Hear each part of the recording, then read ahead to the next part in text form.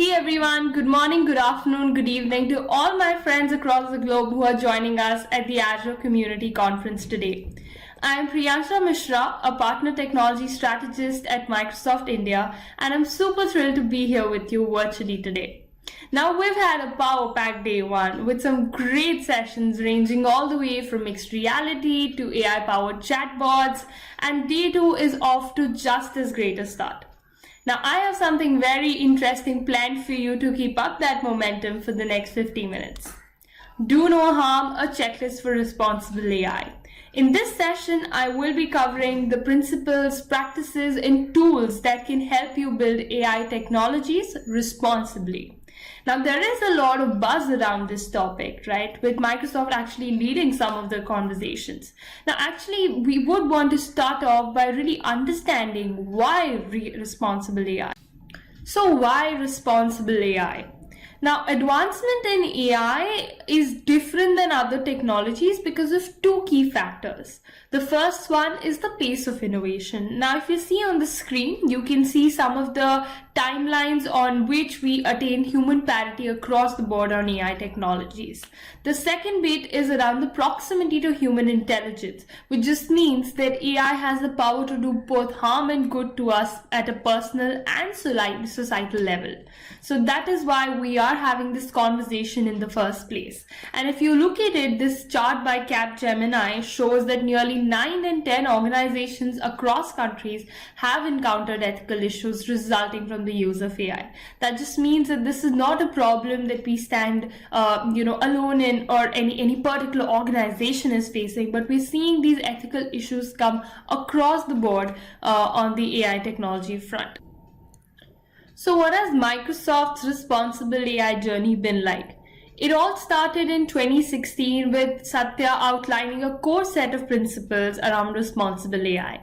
We have these 6 principles now, which were listed down in the Future Computed as well. And these 6 principles become the guiding principles around responsible AI. At Microsoft, we are also looking beyond the principles now and looking at taking those principles into practice, all the way into practice. And I will be talking about more on the practices side, more on the tools side in just a bit.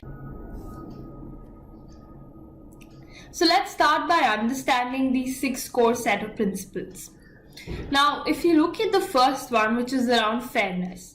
Now, we do live in an unfair society, but what we want AI to do is to reduce this unfairness or rather than, keep it at the same level or possibly even make it worse. So if you see in the current scenario, there are a lot of scenarios where AI is being used to either allocate information, resources, opportunity, or even withhold it, right? So in that sense, we don't want AI systems to reinforce some of our societal bias and, treat people unfairly. That's number one. The second one is around transparency. Now, if you talk about transparency, this is so important to really mitigate unfairness, even for debugging for developers, as well as, building that trust with users. So AI, the creators of AI must be very transparent about why they're using certain AI technologies and how they've really built it, right? And there's a lot of conversation around interpretability of AI. So I think there was a session on this yesterday with the Interpret ML toolkit that we have. And that is so important to make sure that we are really transparent about our AI technologies. And that's really helping us solve across the board to make sure that, our systems are fair, our developers are able to debug their systems effectively, and also we can build trust with users on this end. The third bit is around accountability. Now, there are a lot of challenges around, interpretability and the complexity of AI. But at the same time, whatever we build, the creators of AI are really accountable for that technology, right? So if you look at it, we have a lot of such sensitive use cases where this accountability is even more important. For example, around facial recognition. So Microsoft has really, been having a lot of conversations around this facial recognition and regulation of the same, because while it has a lot of great use cases in governance, but at the same time, there is a chance that it may be used for constant surveillance of specific users. So in that sense, these are sensitive use cases where accountability becomes all the more important, and we must be accountable for whatever technologies we build, and the guiding principles, our principles and values, should also be intact with the technologies that we build. The fourth thing that I want to talk about is on inclusiveness. Now, if you talk about inclusiveness, I mean, the Microsoft mission is to empower everyone on the planet, right? We don't want to, leave anybody out. Nobody should really be left behind. So our technologies, the technologies that we build, must be inclusive towards everyone, and we must give a very good thought to how we can design for the 3% that will really even solve for the 97%. And there's a lot of innovation that has happened on the space. The Seeing AI app, all the features around inclusiveness that have been built into our tools, like the speech to text and the AI that comes into PowerPoint to make sure that our presentations are more inclusive. So there's a lot of innovation happening in this front, and we must make sure that our AI is also rooted in the inclusiveness factor. Privacy and security. Now, if you talk about privacy and security, really it is integral to any technology that we build today, right? So it becomes even more crucial with AI because of its dependency on data. Now, traditionally, we've all, have had that scare around they have our data, and it's so important to make sure that, we create that trust with users by making sure the right privacy and security measures are in place. And a couple of things that you must give thought to on that front is around data lineage, right? Where is the data really coming from, and the data internal versus external? In that sense, that is it user submitted data, or is it data that you got from a public forum? And also around data corruption, having things like anomaly detection in place to make sure that we are able to detect any adversary trying to influence decision made by an AI system by corrupting our data.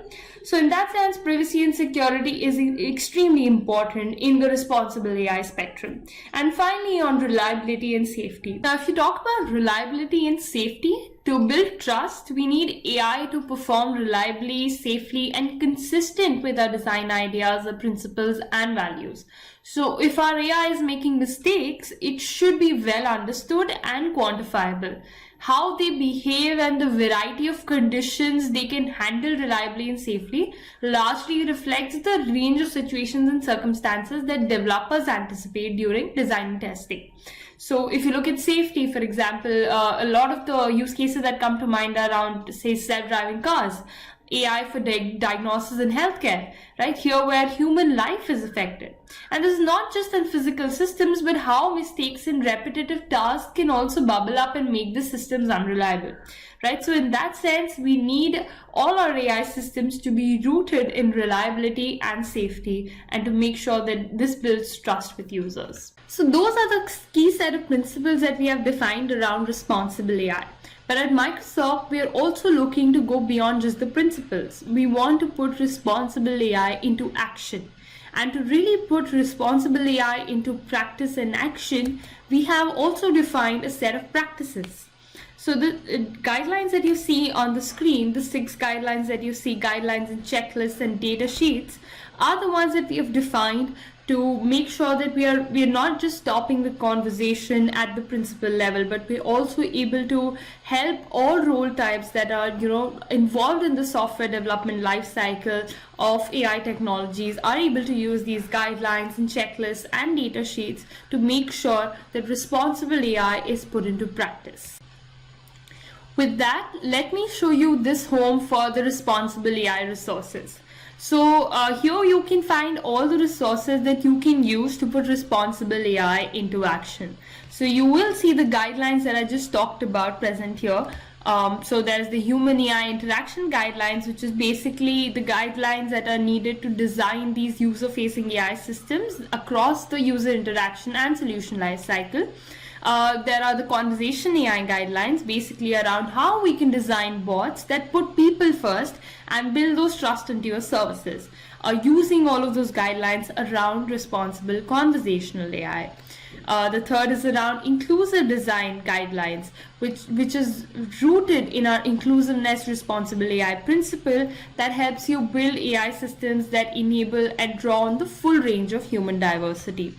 Fourth is AI fairness checklist. Basically, this is the checklist that can help you prioritize fairness when developing an AI system. We have the data sheets for data sets template, which I personally love. Coming from an electronics background, this really draws on the analogy that, for every electronic component that exists, whether big or small, there's a data sheet that comes with it that explains, what the electronic component can do and what are the configurations and specifications of the same. So similarly, getting that into the ML world, we have these data sheets for data sets templates that can help you prioritize transparency when creating and using these data sheets and data sets. The last one is around the AI security engineering guidance, which is basically on protecting your AI services with guidance materials for modeling, detecting, and mitigating security risks and ethics issues. So with that, let me dive right into this demo, which is a demo for the human AI interaction. Right, so the guidelines for human AI interactions, let's see what that looks like. So if you see here, this is broken down into 4 stages, which is basically on how the AI system will interact initially. The second bit is around the during the interaction. The third is around when the AI system may be wrong, and the last one is around over time, how will the AI system behave. So let's start off with how it behaves initially. So initially, the first principle that it calls out is on making clear what the system can do, basically helping the user understand what the AI system is capable of doing. So you will see here an example as a PowerPoint's quick starter, which basically helps you build an outline to help you get started on researching the subject. So it displays suggested topics that help you understand the features' capabilities. The second one is around making clear how well the system can do what it can do. Now let's take this example here. So this is an example for Apple Music, where a recommender engine is really giving you some music recommendations, and the language that is used here is "we think you will like," to communicate a level of uncertainty around the AI systems on how often it can perhaps suggest you music that you perhaps don't like. Right, so that's number 2.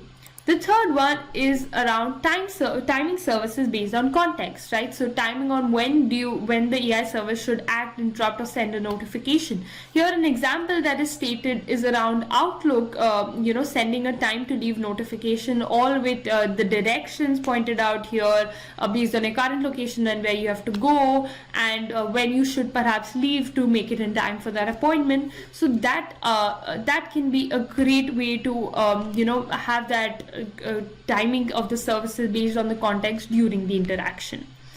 The fourth one is around showing contextually relevant information. Now there are a bunch of examples here, but let me show you this one, which is basically on Walmart.com.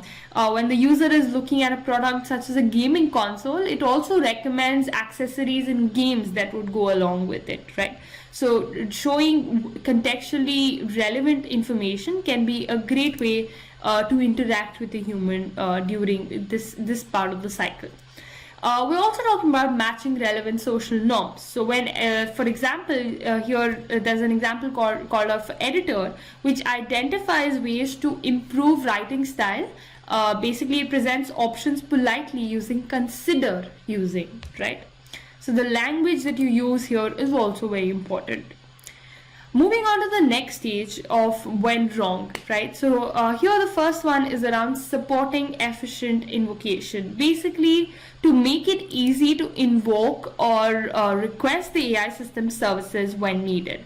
Now you will see here an example for Amazon. Basically on Amazon.com, in addition to the system giving you recommendations as you browse, you can manually invoke additional recommendations from the recommended for you menu, right? So that's number one here. The second one is around supporting efficient dismissal, right? So while invocation is very important, dismissal is equally important. So here you can see Instagram's example, which basically allows the user to easily hide or report ads that have been suggested by AI. You can tap that ellipse at the top right of the ad and hide ad or make sure that it doesn't really come up again and it's not recommended by AI again. So really having that efficient dismissal as well as efficient invocation, both of them are very, very critical in this stage of the cycle. Now, when you talk about efficient correction, here you will see a couple of examples being called out. Let's discuss this one with Siri, where you can set a reminder with Siri. The UI displays a tap to edit link as well once you set that reminder. So basically supporting easy editing, refining or recovering when the AI system may be wrong in this case. The 10th one is around scoping services when in doubt, right? So a couple of examples here, again taking the example for Siri in this case, Siri will let you know if it has trouble hearing if you don't respond or speak too softly. So it says, sorry, I'm having trouble hearing you. Or even in Alexa's context, when she states that, okay, sorry, I don't understand, right? So scoping services when in doubt is also very important. 11th one is around making clear why the system did what it did, right? So you can see here the example that is called out is around Office Online recommending documents based on history and activity, right? So there is a descriptive text also above each document that makes it clear why the recommendation is shown. Now moving on to the next stage, which is around over time, right? So remember recent interactions. So over time, we would want the AI systems to remember and maintain short-term memories to allow the user to make efficient references to that memory. So for example, in Outlook, when you're attaching a file, Outlook offers a list of recent files, including recently copied file links. Outlook also remembers people you have interacted with recently and displays them when you're trying to add a new email into the toolbox. So that's the 12th one. The 13th one is around learning from user behavior. So here, a couple of examples called out. Let's perhaps look at the Amazon one again, which is basically on Amazon giving personalized product recommendation based on previous purchases, right? And the next one is around updating and adapting cautiously. So basically around limiting any disruptive changes to the system when updating and adapting the AI system's behaviors. For example, the PowerPoint designer improves the slides for O365 subscribers by uploading and automatically generating design ideas to choose from. So designer also has capabilities, that has smart graphics and icon suggestions into the existing user experience to ensure that updates are not very disruptive in nature. And if we look at the next one, which is around encouraging granular feedback. Again, if you see ideas in Excel, this really empowers you to understand your data through high-level visual summaries, trends, and patterns. And after it gives that suggestion, it encourages feedback on each of them, saying that, hey, is this helpful? Right? So that is something that an AI system over time must encourage that level of granular feedback. Talks about conveying the consequences of user actions. Now, if you see here an example of Apple Music, where if I tap the like or dislike button for each of the recommendations that Apple Music gives me, a pop-up informs the user that they'll receive more, fewer, or similar recommendations, right? So that's something that can help convey the consequences of user actions. And the last one around notifying users about changes, right? So the what's new dialog in Office informs you about any changes, giving an overview of latest features and updates, including updates to the AI features.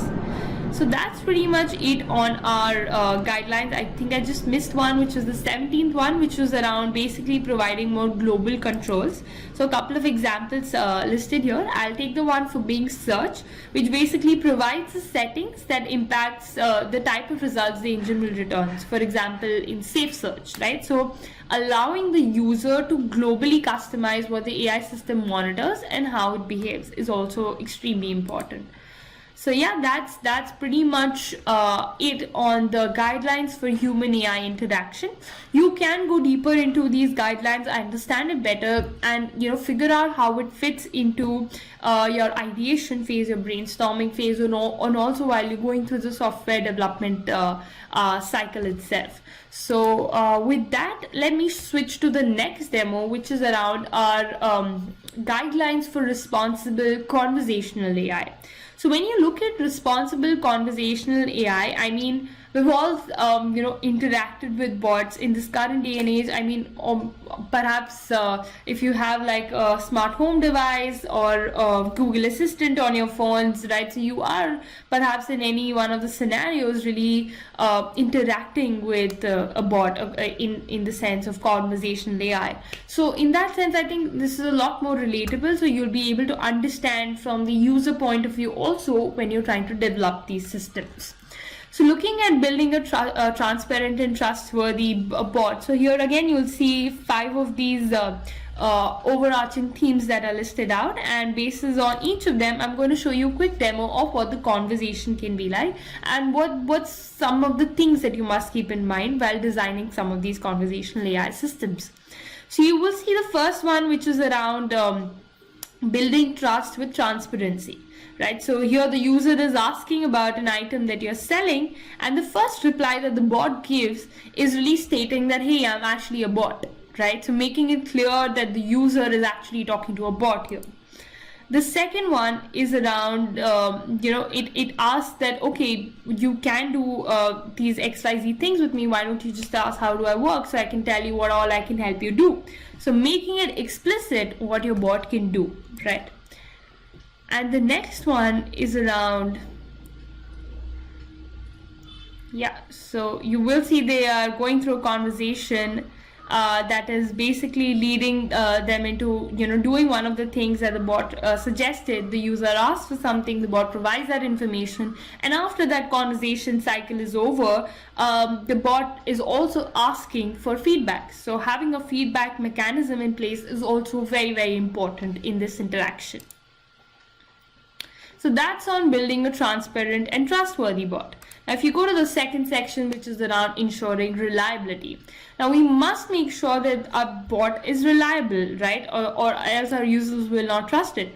Now, here we have an example of a pizza bot, which is starting the conversation with the two things that, you can perhaps do. The main thing that the bot is intended to do, we must make sure that the bot does that supremely well, right?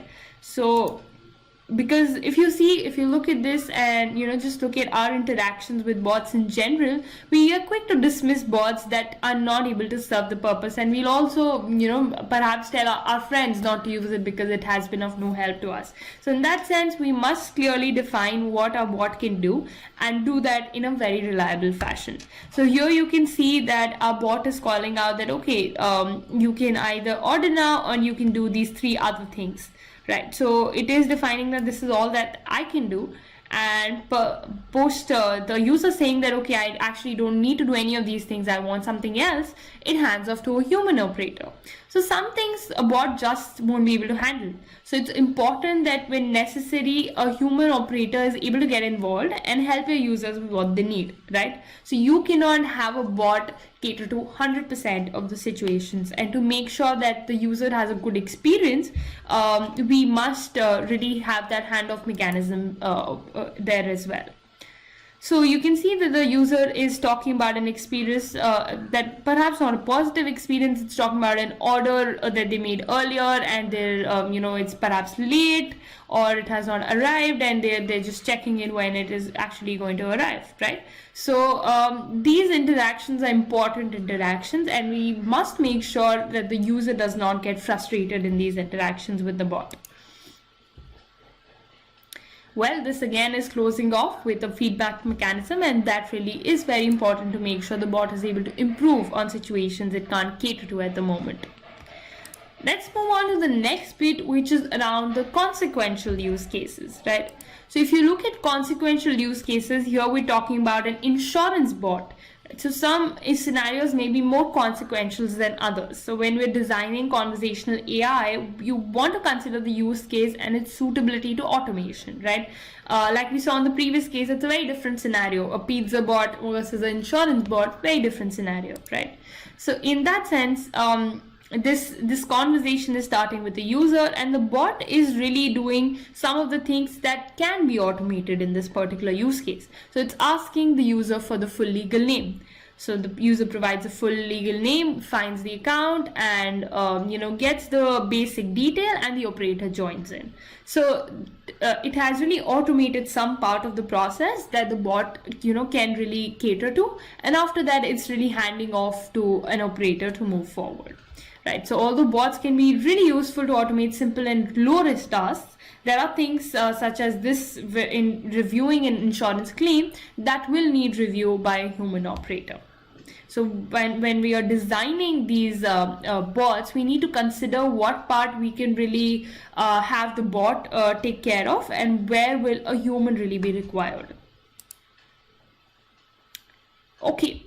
And now let's move on to the next bit, which is around fairness and diversity. So we've talked quite a lot about this. Let me just run you through this particular conversation, which is around a car rental bot, right? So here we're talking about how we should really consider the diversity in our users and their cultural norm as well.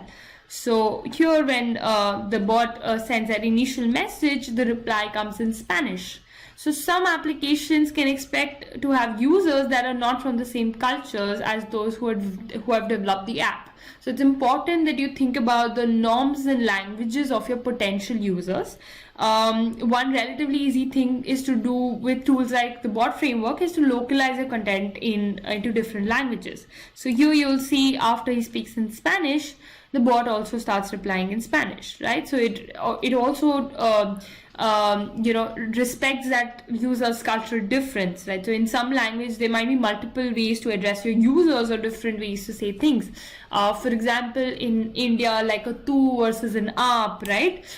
There are different ways to address users, right? And considering the context, the use case of your bot, you must think about how you might need to cater to the language to different cultural norms as well.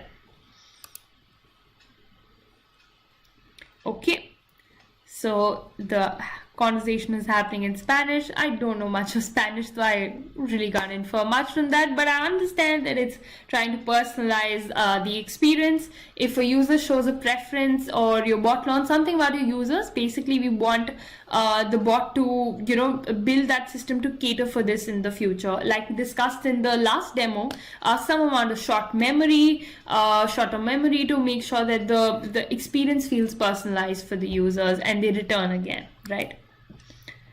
So that's on fairness and diversity. The last one is around respecting privacy. So we want to make sure that our bot respects the user's privacy. So here you will see a Contoso travel bot, and it is asking, it is starting off by asking that, okay, have you booked with us before? Right, so basis the name that the user is providing here, the bot is able to get some amount of data for the user. It says, thank you, I found your account. Now the user is curious about what information does the bot have about them, right? And this is a very crucial step where we need to provide the users access to their data. This is not only good practice, but actually a legal requirement if your users are located in the European Union under the GDPR, right? So in that sense, it's a great practice to have this feedback to the users in terms of what data you have about them, and also offer them the chance to perhaps delete this data, right? So giving your users the ability to delete personal information is also something that we must have as a best practice here. Again, a best practice for us, but it's an explicit legal requirement if your users are located in Europe. So that's on privacy and security, and those are the two demos that I wanted to show you on this front. I also want to quickly show you two of the other resources. While there are others around each of the guidelines, I just want to quickly show you the data sheets for data sets, which is basically having these set of questions around motivation, composition, etc., which can basically help you create these data sheets for each of your data sets. And of course, we have the AI fairness checklist, which is a great tool to make sure that all your systems are built with fairness. So this again takes you through each of the stage and can really be an outlining document to make sure that your AI systems are really rooted in fairness. So that was on the practices side. While I could not cover everything in this session, I would highly encourage that you go back and have a deeper look at these things yourself. With that, let me move on to the next section, which is around tools. Now, I will be covering this in detail with a lot of demos and showing you what each of these pillars really mean and what are the toolkits that we have, created to make sure that you can really understand, protect, and control. But just on an overview, all of the tooling innovation that we're talking about in the responsible AI context has been majorly around these three pillars, which is understand, protect, and control.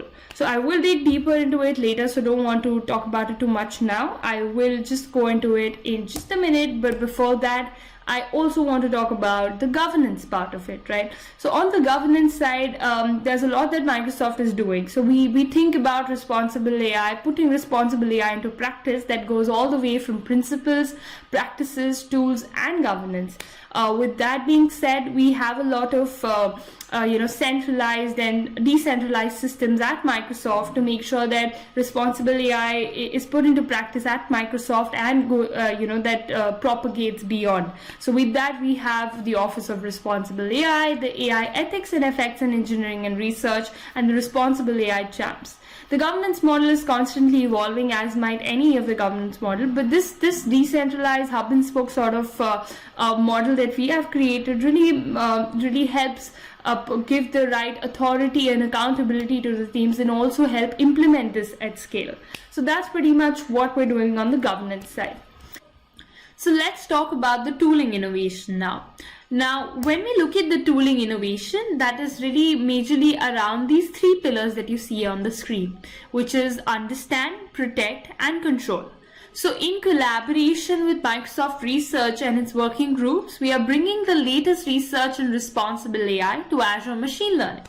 Over the next few minutes, I will talk about how the new responsible ML capabilities in Azure ML and our open source toolkits can empower data scientists and developers to understand ML models, protect people and their data, and control the end-to-end ML process. So let's look at each of these three pillars in detail.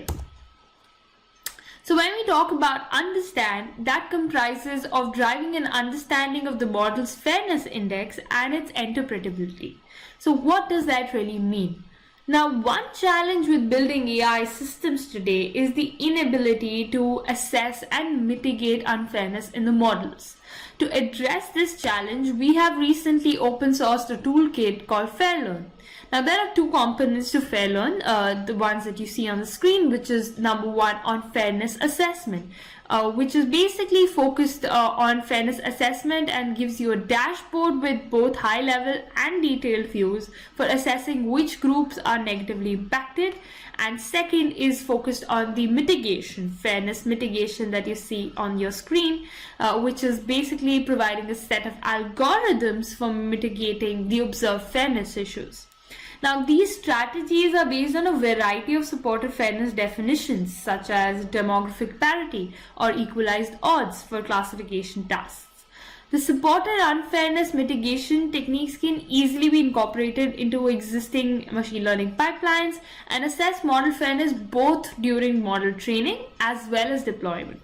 So together, these two components enable data scientists and business leaders to navigate any trade-offs as well between fairness and performance and to select the mitigation strategy that best fits their needs.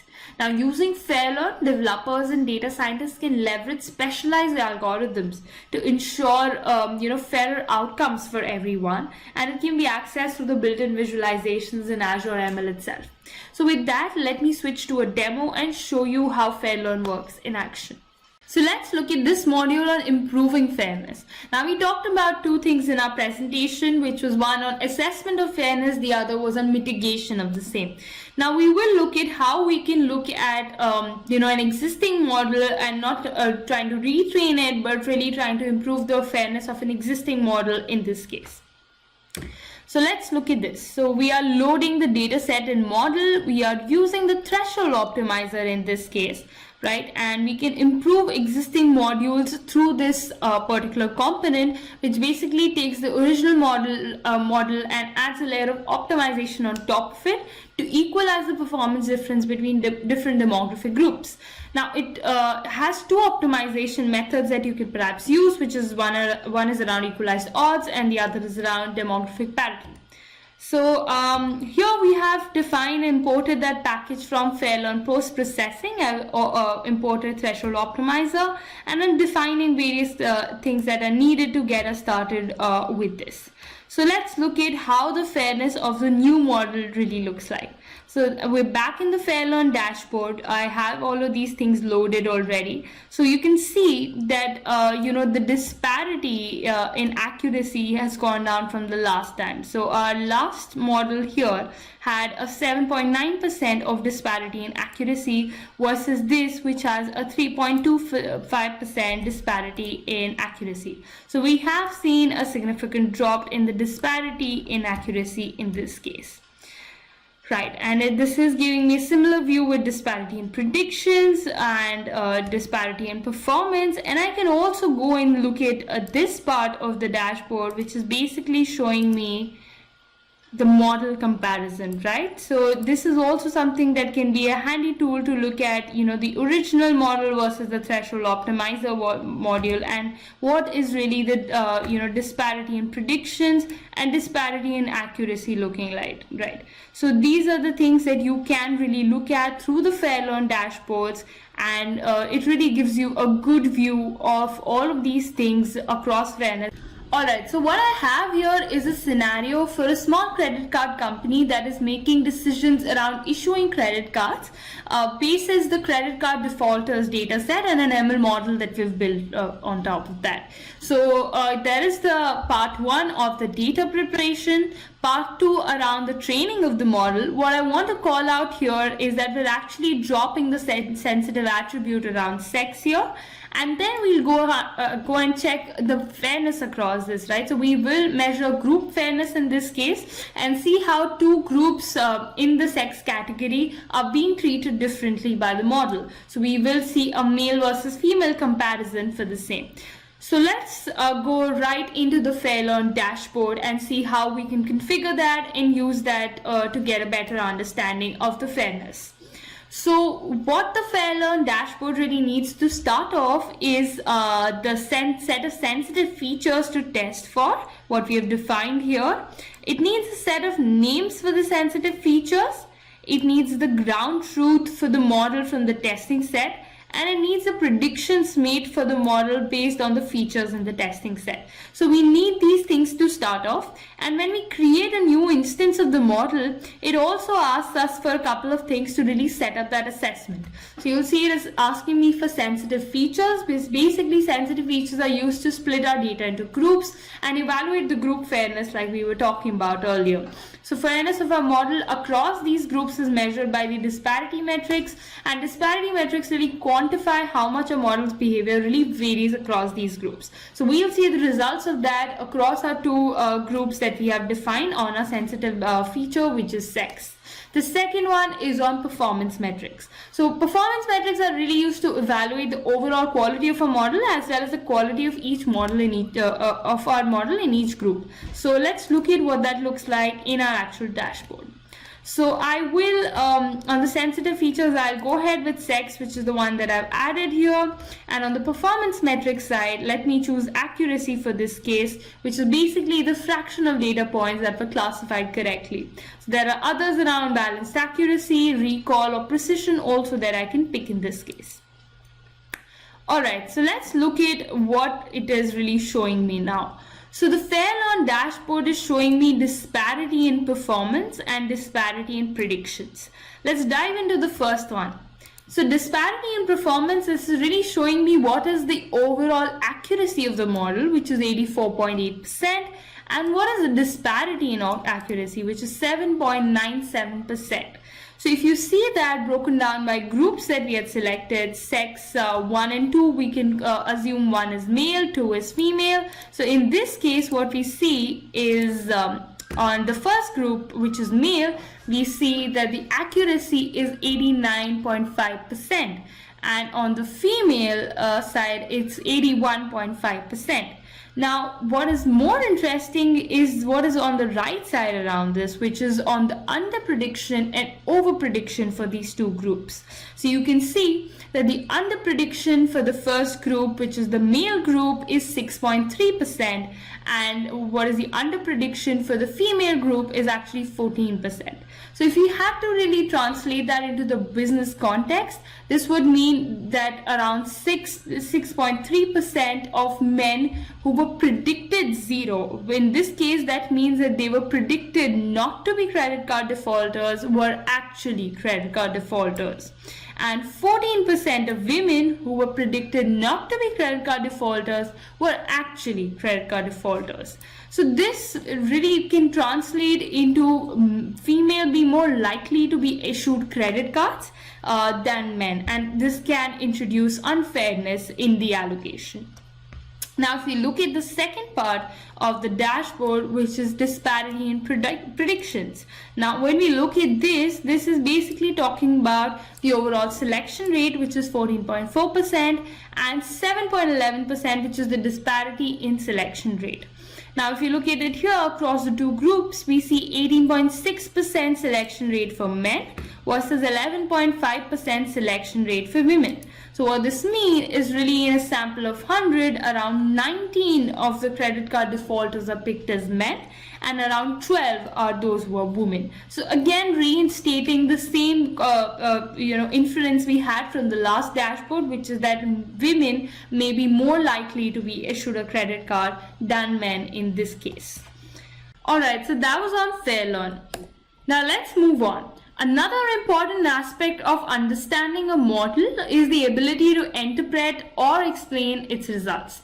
This is what we commonly call interpretability or explainability. Now, this is where Interpret ML comes in. As its name suggests, it helps interpret models and the results. So Interpret ML is another toolkit that we've open sourced and can be used for both Glassbox and black box models. Now, Glassbox models are designed to be interpretable, right? So they provide loss test explainability as they use interpretable algorithms like decision trees or explainable boosted machines. So Interpret ML can help visualize the various features affecting the outcome of a model in an interactive dashboard, even allow for what-if analysis. So on the other hand, black box models are based on a little more complex techniques like neural networks and can be a little tricky to interpret. So in this sense, you can still achieve approximate explainability with black box models using explainers like LIME or SHOP. Now, Interpret ML uses these explainers to surface a dashboard with feature importance. And interpretability is needed to ensure that there is optimal transparency within models to assess and reason through the predictions it generates or the recommendations it creates. So with Fairlearn and Interpret ML, you can gain a very good understanding of your models, and both are available integrated directly in Azure ML. Now let's move on to the next pillar, which is protect. So protect really refers to protecting data and protecting any misuse of data for training our models. Now, to understand this better, let's envision a scenario where a data scientist wants to use some sensitive data to create a model.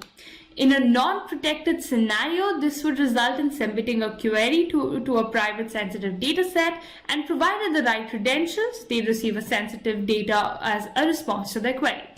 Now, this is problematic. Now, the data scientist can look at sensitive data and potentially deduce PII about an individual, right? So this is clearly not at all compliant or ethical.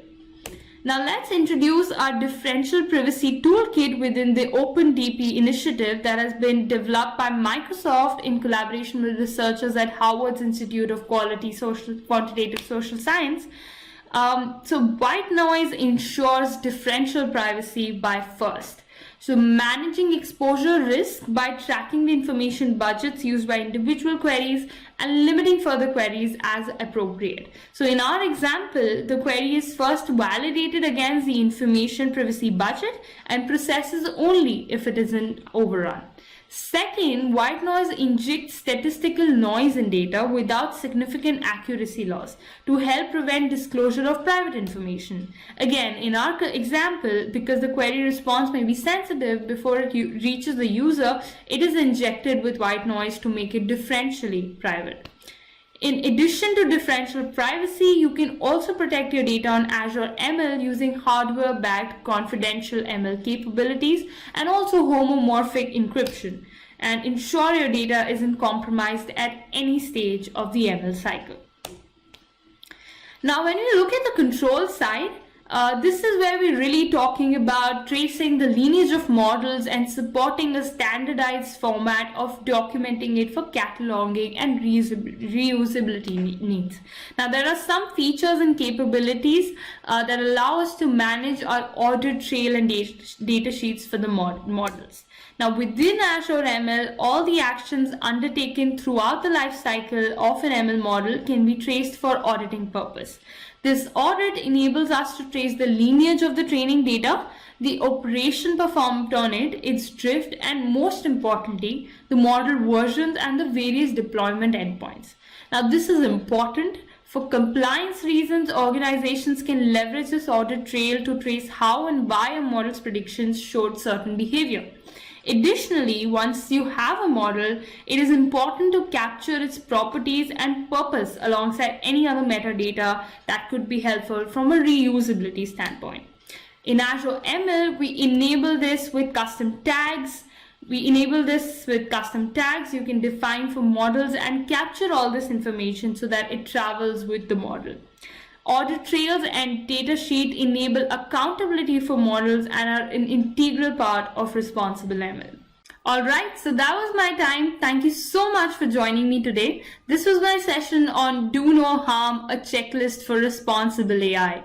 I hope this was helpful for you, and as you look to build responsible AI technologies, you can leverage some of the principles, practices, and tools that we talked about today. If you want to have a conversation further, you can always add me on LinkedIn. I'm Priyansha Mishra, a partner technology strategist at Microsoft India. We have a lunch break right after, but come right back because we have a lot of interesting sessions planned for you in the next slots. We have something around the future of developers in the age of AI, and we also have sessions around well-architected framework, AKS, and whatnot. It's going to be very exciting. Come right back. Thank you.